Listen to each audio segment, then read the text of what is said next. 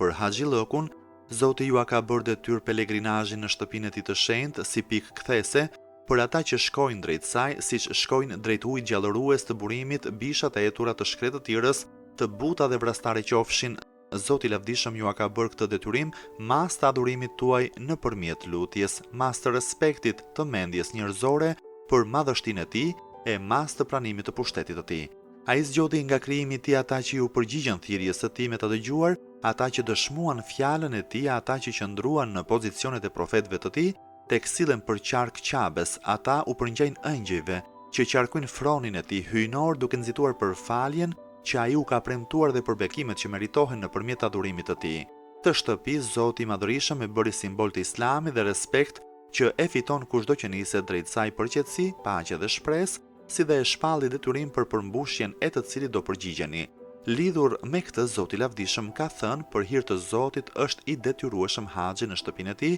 për çdo që e ka mundësinë e udhëtimit për atje dhe kushdo që e mohon ta di se Zoti është suprem për te të gjitha botëve.